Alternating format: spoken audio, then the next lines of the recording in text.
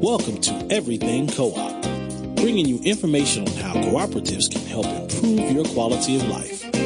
This show is being sponsored by the National Co-op Bank, NCB.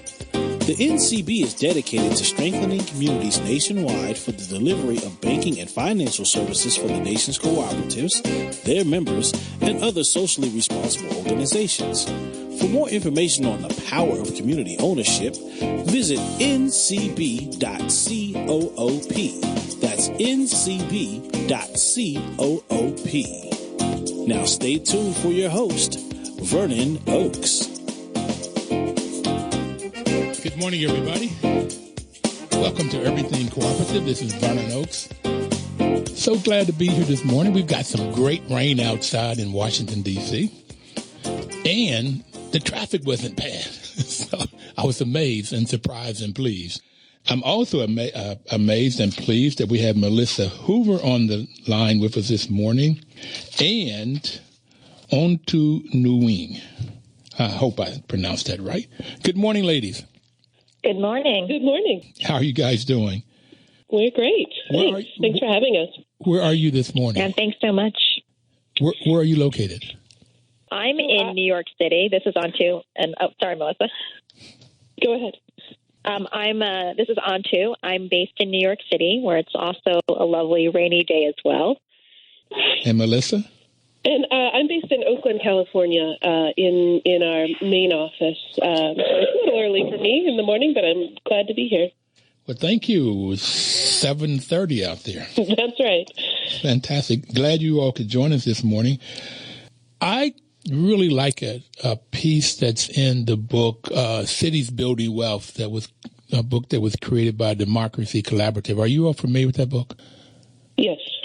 And it talks about Christina, who is a maid, and she was making $7 an hour, and they created a worker cooperative, and she went from $7 an hour to $20 an hour. Is that what you all experience when people start a worker cooperative? Well, I think that's the best case scenario, right, is that a co-op, and that's the reason people start co-ops, is so that they can have more control over their work life, create jobs and small businesses for themselves. And then, as they succeed, they can hang on to more of the profits that they're generating. So, that's a successful and thriving worker co-op example. I think I have a little bit of caution in my voice because I think there's a little bit of a perception out there that a worker co-op is like a magic bullet, particularly for low-wage work.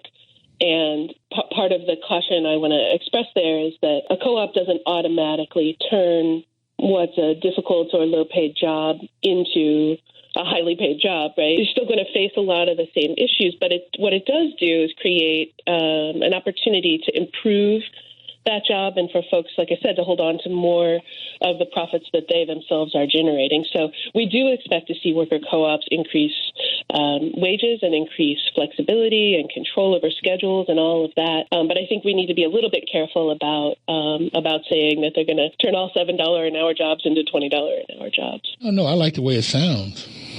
I like the way it sounds. Right. Okay. And who was speaking then? Oh, sorry. This is Melissa from the Democracy at Work Institute.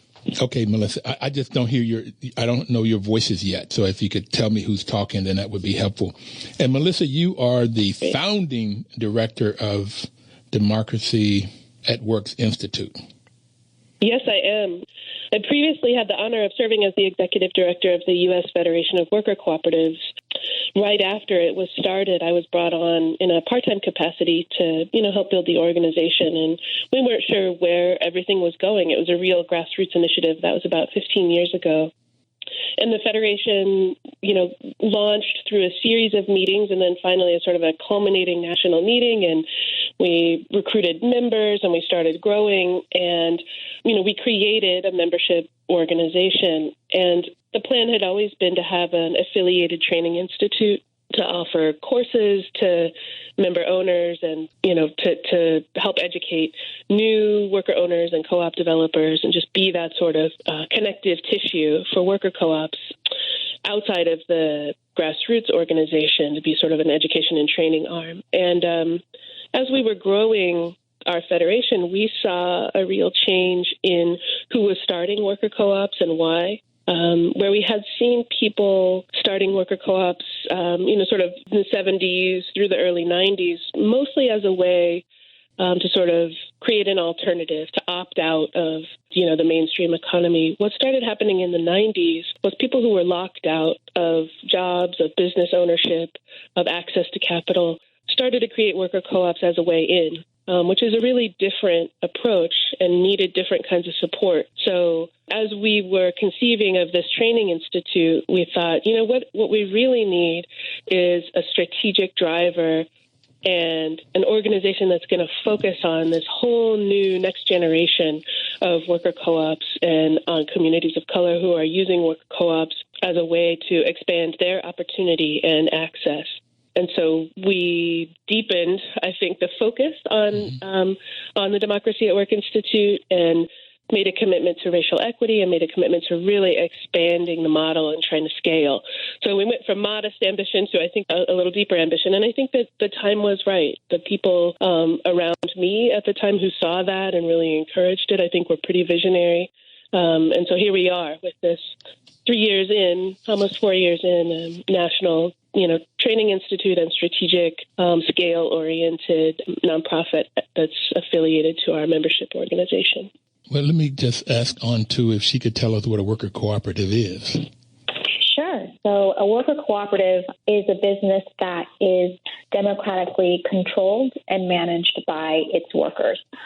So workers have a share in the business, they have ownership stake in the business, and they also play a role in managing the business democratically. Democratically owned and controlled. Yes. Okay. When I've normally given a definition, I've just said owned and controlled. So I'll put the democratically, and I like that. Okay. How did you guys get involved in this cooperative world? So this is Melissa. I can go first. I started out as a bookkeeper at Inkworks Printing Cooperative here in the Bay Area. I was in my 20s. I needed a job. They needed a bookkeeper. And I was actually most interested in printing and publishing, but I was also interested in the cooperative form. This was in the late 90s, early 2000s.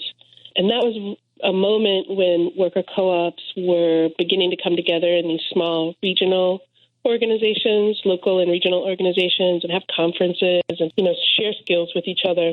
And so I started going to some of those events, and I'm grateful to the mentors who pulled me in and said, hey, do you want to come to this? Do you want to present? Do you want to be part of this growing community? And out of that, and I think there are several of us of a generation that got involved at that time, right as our national organization was forming and as we were moving forward. So I was a member of a worker cooperative first, and then I moved to the Arizmendi Association here in the Bay Area took some of my bookkeeping skills and my ability to explain stuff in sort of common sense terms to members that I had practiced in my job at Inkworks. We all have to understand the financial statements and make decisions together. And that's sort of a pretty specialized skill, actually, to be able to convey financial information to your everyday coworkers who don't have their heads in the books all the time. And so building on that, I took a job at the Arizmendi Association as a co-op developer, doing some of the training for the Arizmendi Cooperatives, which is a chain of cooperatively owned bakeries here in the Bay Area. Very successful co-op development project and very successful businesses. And so as we were expanding the Arizmendi Association, I was able to take part in a couple co-op developments of new bakeries, set up their books and finances, establish their, capital and borrowing, and then train the new worker owners in how to run the financial aspects of their bakeries. So I got a deep dive in finances and then moved into... I got a quick question for you because you've said this a couple times. Are you saying that the members, the owners, the people that work in the bakery, I guess in the front counter or baking, that they all had to know the finances? They had to understand the balance sheet and the profit and loss statement and all of that stuff? Well, they have to have enough familiarity with the finances to be able to make good decisions as members at the general meeting. So all of the members have an understanding of the financial reports. So, the profit and loss statement and the balance sheet. And then they all know some of the basic ratios that a business owner needs to know, your labor to sales ratio, your cost of goods, growth year over year. And so as they're making decisions about stocking certain kinds of products or, designing their workflow on the floor in the bakery, they are working with a knowledge of what the financial impact of that actually is. Melissa, you're telling me that everyday people that may not have a high school degree, may have a high school degree, might have some college, they can learn this stuff? That's right. That revelation was the most powerful thing to me as I was getting involved in co-ops, because I thought, the way I think about it, we all think about literacy. Anybody can learn to read. And I think of numeracy the same way. Basically, anybody can learn to understand numbers and business and its relationship. And it's so powerful to watch people who think that they hate math or that they don't get business or that they couldn't possibly understand a balance sheet, to see them go from that perception of themselves to making informed, savvy business decisions, and having fun doing it, really understanding a new language and a new way of thinking about things, and doing it with principles and values, right, that are underlying their financial decisions, that put themselves as members first and, consider their community in the process. Making informed decisions. I like it. That's right. Well, see, and I will say that in the Arizmendi structure, there's also a finance committee that does the heavy lifting, on the financial management and bookkeeping. So there are structures of specialization within that. It's not, I think sometimes people have a perception that in worker co-ops, everybody's deciding about every last little thing. And that's just not true. A business can't grow and scale that way. So you specialize into departments and committees that have primary responsibility. And those are the folks who, get a deeper kind of knowledge and understanding. Thank you. I taught math. Okay, so I'm coming out of, I used to love when the light would come on, and mostly I would teach algebra to students at the college level that thought that they could not learn math. And when they got it, that light would come on. And it was so rewarding. So yes, I know that people can learn it, numeracy, but most people out there, and perhaps in this audience, don't know that you can learn. And it could be fun and exciting. Right. Yes, right. I agree. We got to take our first break. Melissa Hoover and Ontu Nguyen from the Democracy at Work Institute. We'll be right back to talk more about the worker cooperatives.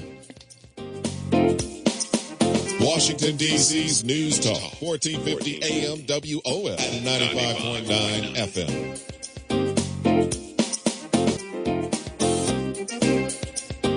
Information is power. That's why the National Cooperative Bank is sponsoring this program, to give you the information you need to start a cooperative or to join a co-op and what you can expect. And today, talking about worker cooperatives, democratically owned and controlled businesses, only controlled by the employees, we have Melissa Hoover and Ontu Nguyen. Melissa's in Oakland and Ontu is in New York. So can you all tell me about the growth in worker cooperatives, the recent growth? Yeah, so we have, our institute started in 2013, and we did a baseline survey then, and we do a state of the sector survey every year to understand how many worker co-ops there are. So from a data perspective, there's about 375, 400 worker co-ops in the country.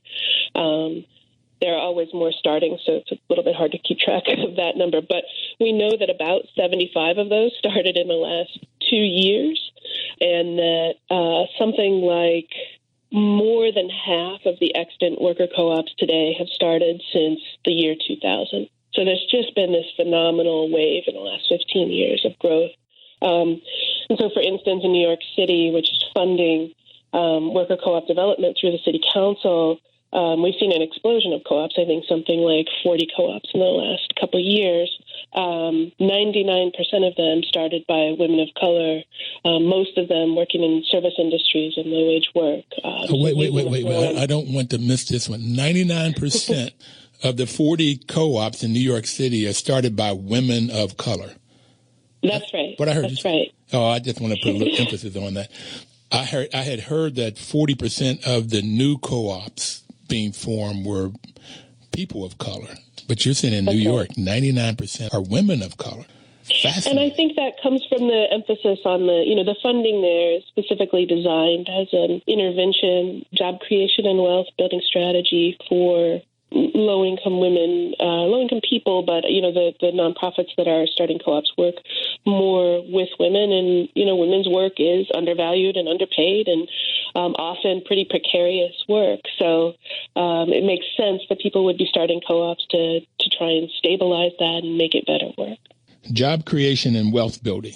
Everybody out there, if you don't have a job and you want to create some wealth, one way of doing that is starting a worker cooperative. And how would they get a hold of you all if they wanted to start a worker cooperative in this Washington, D.C. area or anywhere in the U.S.? How do they contact you for help? Well, there are a number of ways. We actually have folks all around the country. We're a national organization with 11 staff, and our staff are in something like 6 or 7 states. So we have offices everywhere. But our two sort of main centers are in New York City and Oakland. And, these days everything's on the internet, so you can always look us up at our website, www.institute.coop. And typically we run a startup webinar once a month. It's sort of startup roadmap. If you're thinking about starting a co-op, come to this, learn the basics, talk to other people who are starting co-ops. We work with a group of peer advisors around the country who actually work in co-ops now and can explain the ins and outs of how that works. That's the DAWN, the Democracy at Work Network of peer advisors. The U.S. Federation's members are also really great at sharing their information. So if you're going to do it yourself, there are a lot of resources to access. I think that we don't really work directly with those folks. We refer them to resources or refer them to a co-op developer in their area because we want to support the on-the-ground work. Is this On2 talking? That's Melissa talking. Melissa, okay. Melissa, I need you to go back and tell me those web pages again. I didn't get them. Sure. Yeah, our website is institute.coop. Okay. The Democracy at Work Network of Peer Advisors, the DAWN network, is dawn.coop. And then the U.S. Federation of Worker Co-ops is usworker.coop. And then I want to, if you don't mind, Vernon, if I could take a minute to talk about something that doesn't get a lot of recognition. Those are ways to start a co-op. But another way of creating cooperative ownership that I think people talk about less, but that we're really excited about, and it's growing in awareness, is converting an existing business to employee ownership. Melissa, before you do that, I have been in the last 2 years, I have a property management company, Oaks Management Inc. It's been around for 24 years. And the employees have been working with someone from DAWN for those about 1.5 years now to turn it into a worker-owned cooperative. And it's fascinating. So, yes, please talk about that. Right. So, startups are hard. They have a pretty high failure rate. They're difficult to get going. They're risky. So when we look at the world of, what's out there and how people might increase their cooperative ownership, in addition to startups, we look at existing businesses. And we think that converting to cooperatives or employee ownership solves a bunch of problems at once. It reduces the risk for people who want to own a business to take on an existing business and just change the ownership form. So as a means of creating more co-ops, it's already appealing to us and to financiers and investors. But I think sort of more to the point, there is a generation of baby boomers that's retiring. Millions and millions of people are facing the closure of the businesses that they work in. Owners are facing a market that's saturated in some ways, and so there may not be buyers for their businesses. So those businesses are looking at closing their doors. And when we're talking about businesses in rural areas or neighborhoods where those businesses are legacy businesses and they've been around for years and years, if those businesses close their doors, they're not coming back. And so when we sort of look at what the options are, I think it's been under-promoted and sort of not as well understood as it could be, this potential for selling to employees. It keeps the doors open, it broadens the ownership of the business, and it really ensures that the owner's legacy is preserved. I've had a couple people on the program. We've been on for 3.5 years now. I had a couple people on to talk about this, particular manufacturing businesses. And I was amazed at the number, because I think of manufacturing as Ford and GM and Boeing, but the smaller, even candy manufacturing companies that have been around a long time. And if they close their doors, the people that work there are going to be out of work. So we have more unemployment. And it's the first thing we should be thinking about with economic development is how do we hold on to what's already there? Because if it goes away, it's going to be very hard to replace. And I have to say, I don't think there's a plan in most industries in most parts of the country and for most business owners for what to do. The bulk of manufacturing in this country is actually smaller enterprises and family-owned companies. We think of GM and Ford, but we think of them because there's only a handful of those kinds of examples. But really, the manufacturing base is smaller companies, and we've seen manufacturing actually come back in some places like Western North Carolina because it's custom local manufacturing. So we're seeing sort of a renaissance, new companies starting or growing because they're meeting local needs, things that can't be offshored, quick turnaround or custom pieces. So that's actually part of our conversion strategy nationally, is looking at the kinds of businesses that are providing a real locally based service or product and are not going to be bought by competitors. So we don't want them to be bought by competitors. We don't want a strategic sale or consolidation or a competitor buying the business to close its doors or, any of those sort of possibilities that are still going to, in the end, lose jobs and lose a community asset. So we think actually manufacturing is ripe for looking at retiring owners and saying, what can we do to keep those businesses here? So does the U.S. Federation of Worker Cooperatives or do you all have a plan for or some kind of promotional strategy to get the owners to know that there is an option, that they don't have to just close their door? There's an option for selling their company, because it's good for them too. It's good for those baby boomers, which I'm one. So at the Democracy at Work Institute, have you all sort of been working on some plan of letting all of these owners know about this potential? We are, in fact. We have a bunch of different pieces of that plan in the works. I'll talk about a couple. The first is we're convening a national collaborative of technical assistance providers. So those groups around the country that help, co-ops and businesses. That national group meets together to talk about a shared strategy, to develop a shared strategy, to share skills, to expand, do communications. We figure that this is a big enough task that no single organization can do it alone. And so our organizations have come together. There are about 25 members in the Workers to Owners Collaborative. They're everything from, lenders, co-op loan funds, to technical, like co-op developers and technical assistance providers, to lawyers who help finish the transaction. So that group is putting its head together and expanding awareness, and we have a lot of, we have a lot of reach all over the country. When are they going to meet? Well, they have met already a couple times in person to sort of align and do trainings, and then the collaborative meets. In fact, later today, I'm going to go to a steering committee. We meet virtually. Okay. So, very regularly. And then there are working groups where... Before you go on, Melissa, we'll come back to that. We have to take our second break, but we'll come back. Okay, great.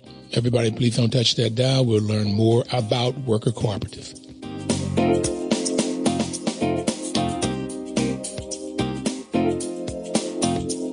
Washington, D.C.'s News Talk, 1450 AM WOL and 95.9 FM.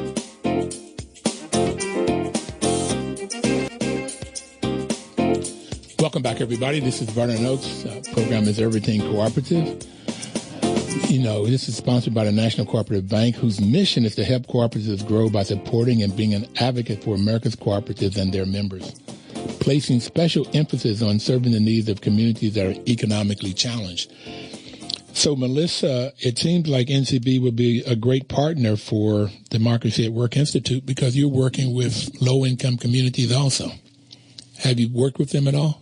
National Cooperative? Yeah, that's right. I mean, We have had conversations about the conversions initiative, and I believe that they're working with a couple of the partners in our Workers to Owners Collaborative, but I would welcome deeper partnership. I think one of the things we see as a huge need in the conversions field is appropriate financing for the transitions of those businesses, especially as we're working on something we call the Legacy Business Initiative, which targets business owners of color, particularly African-American business owners, with communications materials and some education about the possibility of transitioning their business to employee ownership. And one of the first things that those business owners have told us is that financing a conversion and, meeting the capital needs of the business is going to be their first concern. So, yes, NCB would encourage them to jump into the space of financing cooperative conversions. We think it's the wave of the future. And so when we ended the last segment, you were talking about ways that you can come together and strategically figure out how to get this ownership conversion from baby boomers or folks that have businesses that want to sell them, whether they're African-American owned or anybody that owns them, how to sell these units, how to sell these businesses to the employees. Mm-hmm. And you were saying there were two ways. You mentioned the first way. What's the other way? The second is the one I just brought up. It's the Legacy Business Initiative. So we're working in a few cities around the country, and we're actually partnering with the Urban League on this and city community development to convene, key stakeholders in a few cities to say it looks like this city is ripe for discussion about converting existing businesses to cooperative ownership. Are you all interested? And we have done a couple convenings so far in Miami and in the San Francisco Bay Area. We'll be coming to Washington, D.C. later this month. We'll be in Chicago, Newark, and Los Angeles to, start the conversation and see what the level of interest is. Because we think there's a need for both a national kind of awareness and communications campaign and then local on-the-ground work and relationship building. It's a new idea, so people need a little bit of time to get used to it. They need to hear it from people they trust and really dig in and explore whether it's right for them. When are you going to be in D.C.?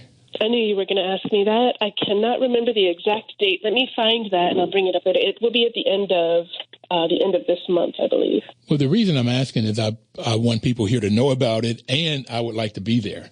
So, yes. Yeah. Let me grab that date, and okay. I'll bring it up later. Yeah. I was in a meeting at Howard University with Urban League 5 years or so ago, and they were talking about the state of Black America. Urban League was. So they asked for questions.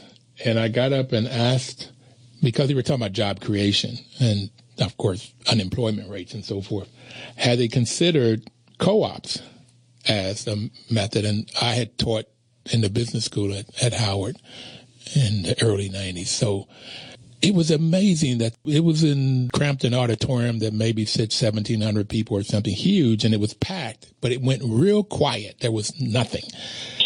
And there was no answer.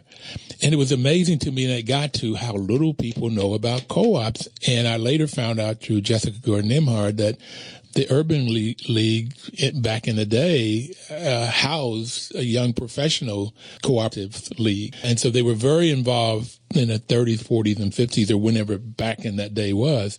But they knew nothing about it now. So I'm glad to hear that you are working with them, because that seemed like a great place. They have a large footprint to promote this cooperative and legacy business owners and others.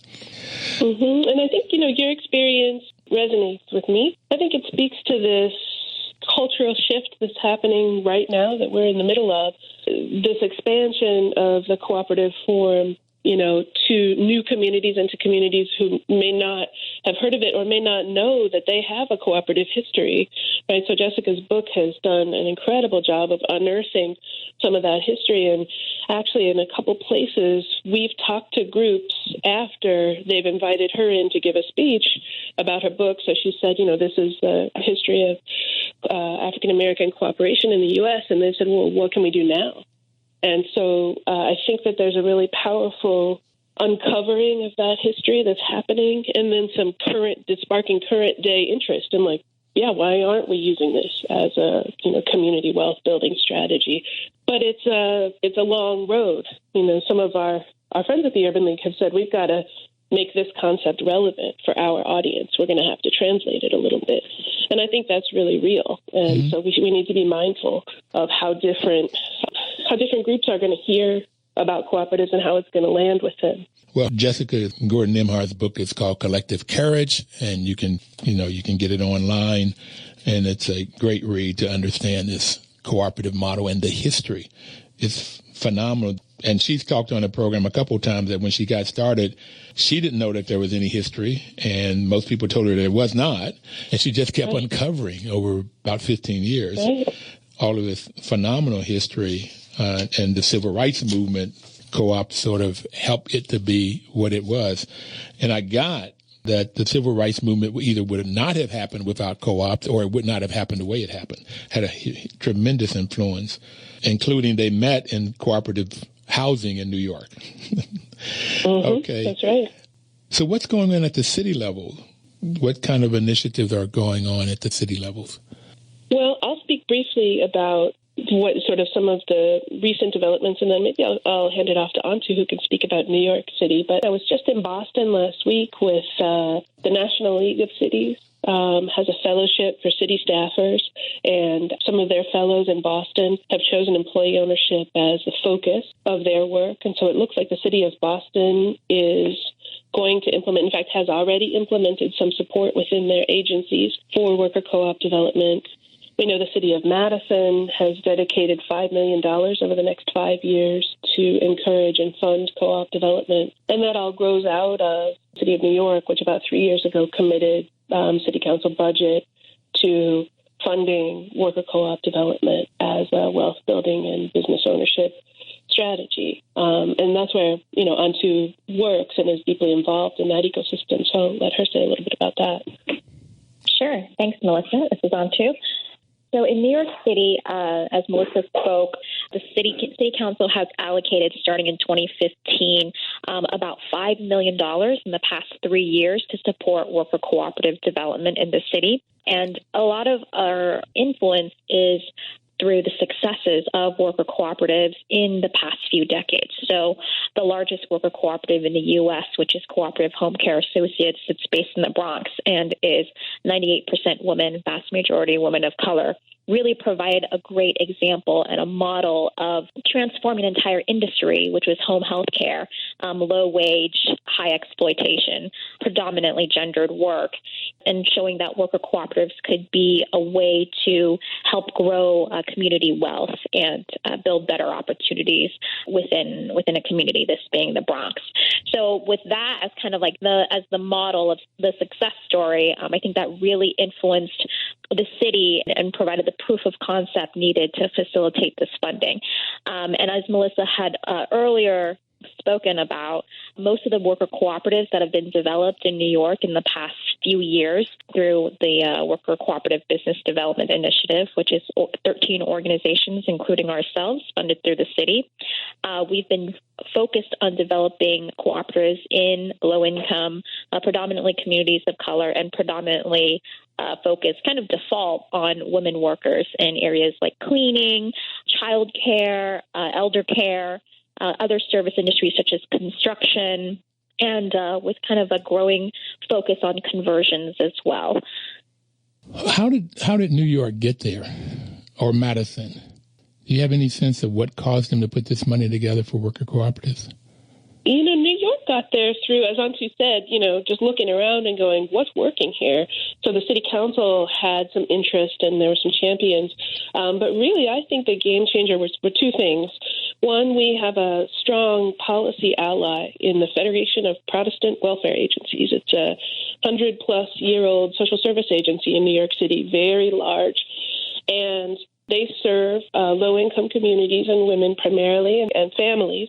And they looked around and said, we are seeing the effects of the lack of jobs and the lack of wealth in our communities. What can we do to address the causes? And so they wrote a white paper, held a big press conference, enlisted some political allies, and really drove forward an initiative right as Mayor de Blasio was coming into office to say, let's address let's address the wealth disparities in our communities. And the city council took it up and they said, that's persuasive. Let's try it. And in part, they looked around and said, look at Cooperative Home Care Associates and what it's been able to do. Look at the Center for Family Life and some of the cooperatives that they created, those cleaning co-ops that move people's wages up substantially. So to have a policy partner who sees worker co-ops as a means to an end, I think is really critical. And then the other piece was there was a local organization forming of co-op members and co-op developers, and they were able to put a human face to this sort of abstract policy initiative and tell their stories.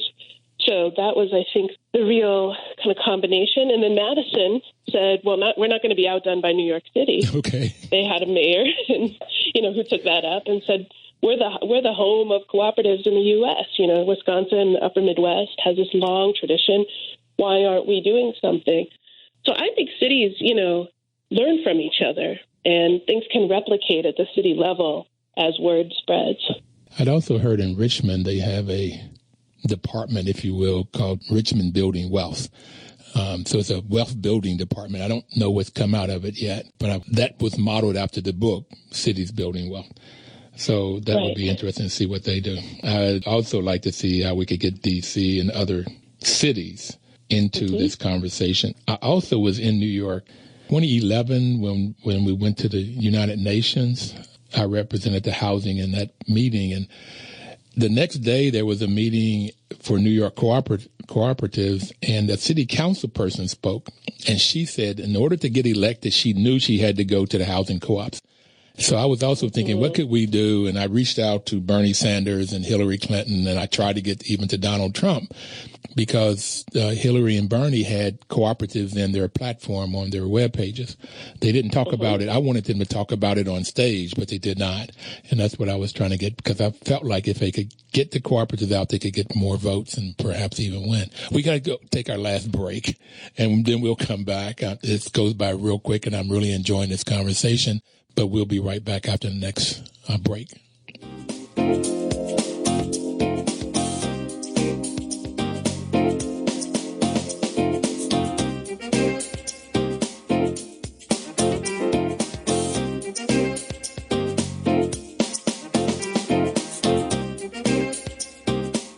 Washington, D.C.'s News Talk, 1450 AM WOL and 95.9 FM.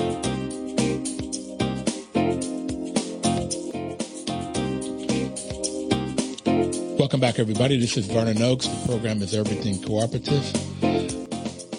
Melissa, we've talked about cities. We've talked about workers and how they can create wealth, create jobs, and the recent growth in worker cooperatives.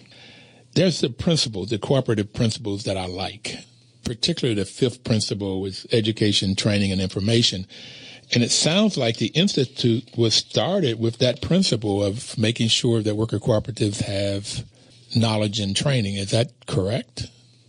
That is correct. And I would say that's our sort of primary founding mission, but I think we find the principles most powerful when they're combined with one another. So to that principle 5, we add principle 6 because we think principle 6 is one of the best ways to accomplish that education and training and the actual market building and business relationships that worker co-ops are going to need to succeed. And that's Antu's work. I would love to hear her talk a little bit about our Principle 6 project. But Principle 6 is cooperation among cooperatives.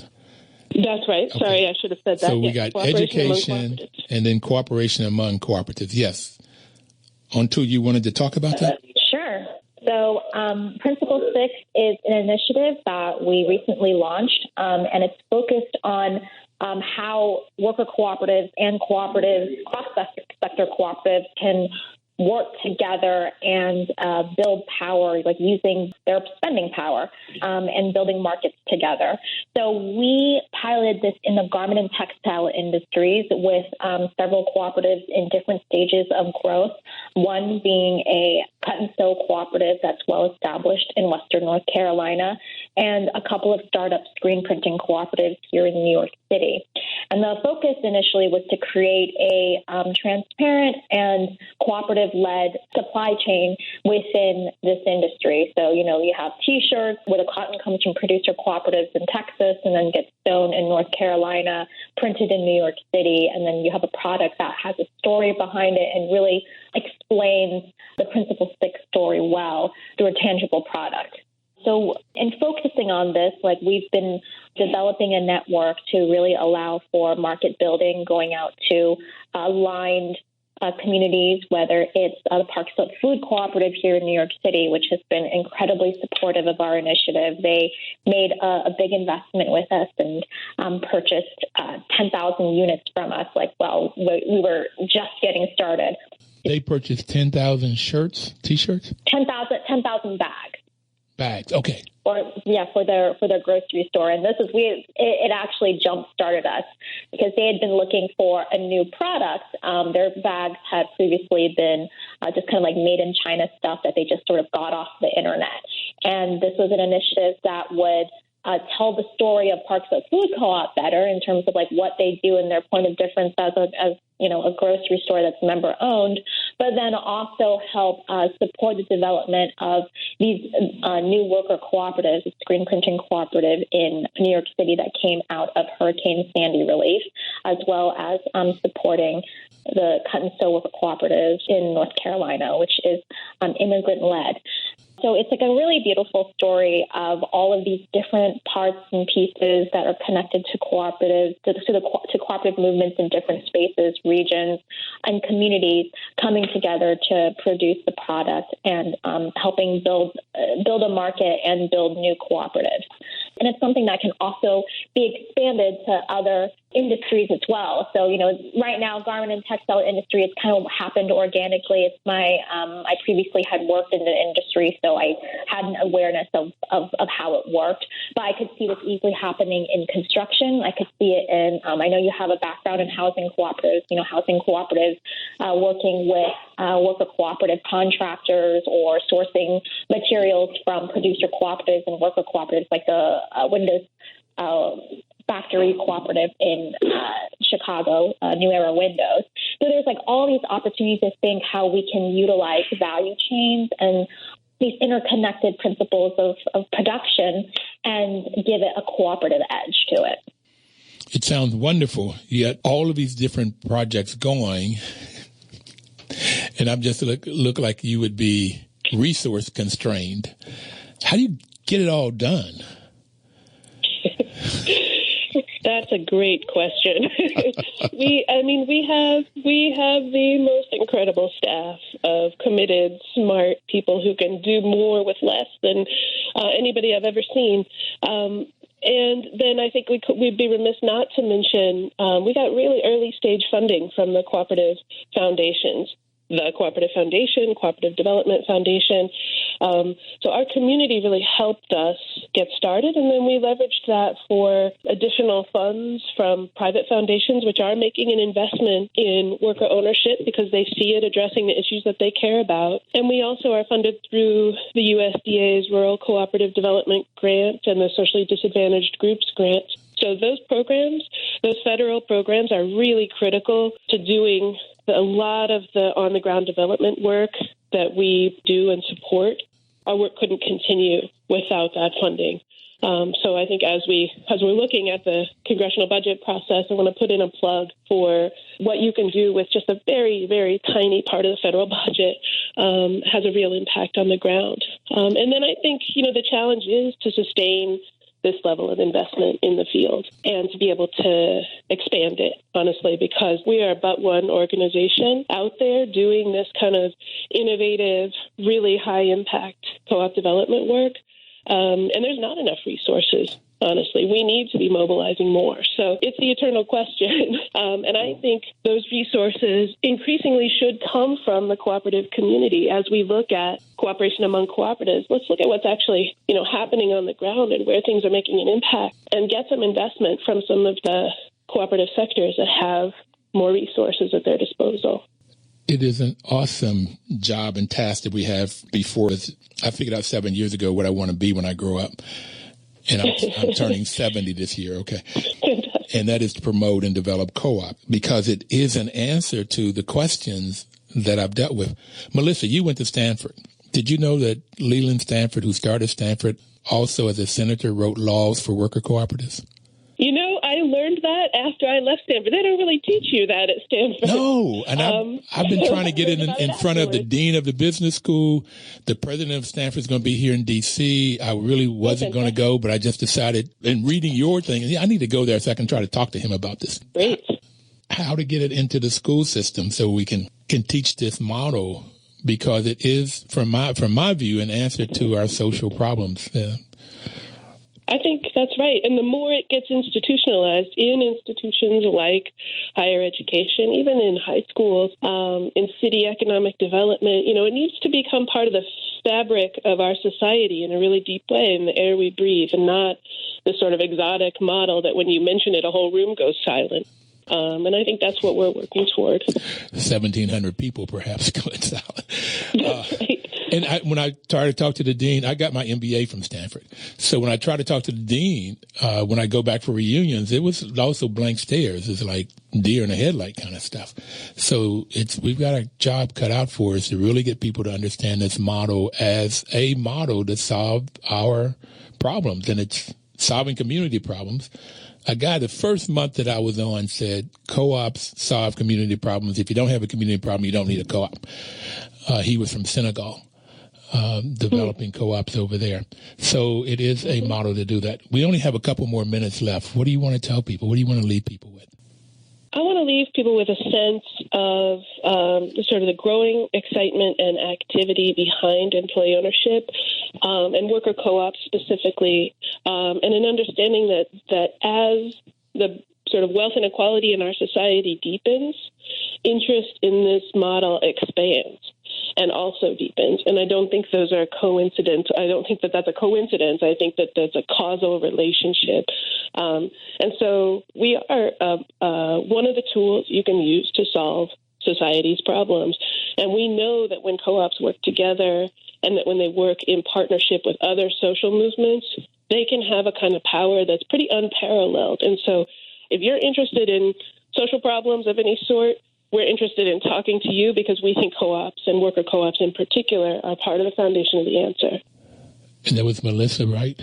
That's right, Melissa Hoover. On to, do you have any final words?